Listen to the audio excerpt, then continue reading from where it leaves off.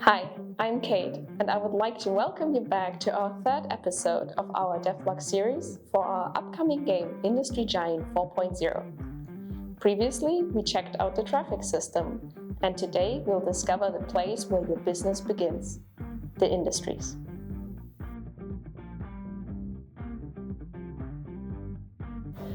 In order to produce goods that can be sold to customers, raw resources need to be extracted first. This includes minerals, natural resources, as well as fossil fuels. While very few resources can be delivered and offered for sale directly, most require to be refined, sometimes in multiple steps, involving a wide range of different industries. Industries can't be built everywhere. Raw resources need specific deposits to be present, such as farms require arable land, and logging camps require a forest to be nearby, and so on. Sometimes there are also zone restrictions in place, which can affect the amount of industry buildings or disallow construction at all. It can be beneficial to produce different goods over the course of a year to meet season-based demands or to minimize the required storage capacity. Alternatively, industries can be expanded to produce different goods in parallel or to increase the overall capacity. That being said, extracting and refining products can be expensive. So, using your facilities to full capacity can be expensive, as you have not only the costs of production per item, but also have to pay for the construction and the running costs of the facilities. And now, Dominic will tell you more about the different types of industries and how those are designed.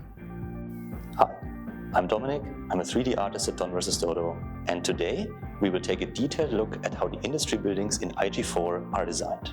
Let's go. First, let's take a look at some of our industry branches.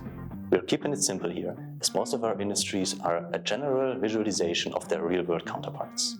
So, let's start with the food industry. To get into the food industry, you start at either the agricultural farm or the livestock farm. From here, you can transport meat, fruit, or vegetables to the food processing plant, where various kinds of packaged groceries are made. Wood processing begins at the logging camp, where you gather the initial wooden logs.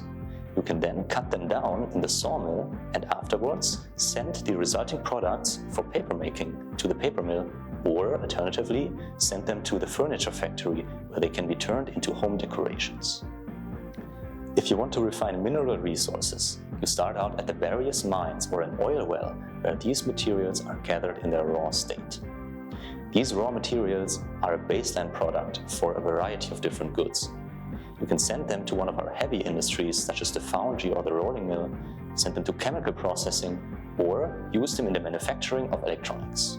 Now, let's take a look at how we are actually creating the industries for the game. At first, we do research regarding the industry that we're building.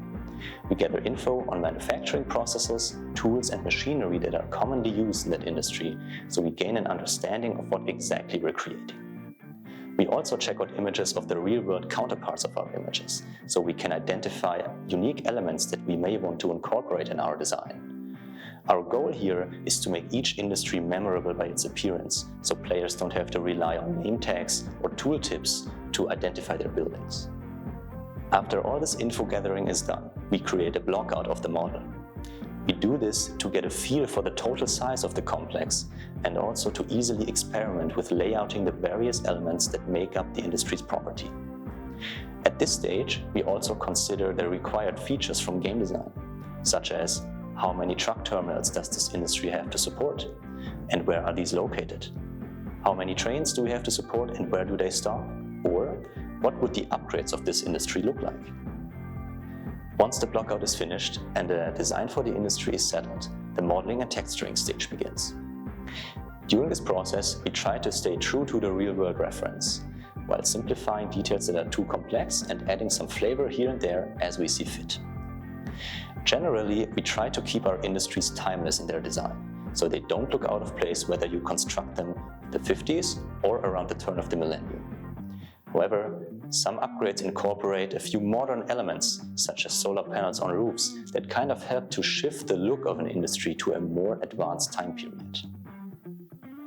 Finally, we assemble everything in the game engine and add animations such as smoke emitting from chimneys, gas flares that shoot up flames into the sky, or cranes that move items from one place to another. And once we're done with that, we do it all over again. And that's all we have for you today. What type of industry are you looking forward to the most? Let us know in the comments and on social media. Also, give us a follow to keep up with the latest news regarding IG4, and don't forget to wishlist the game on Steam to be notified about its release. See you soon!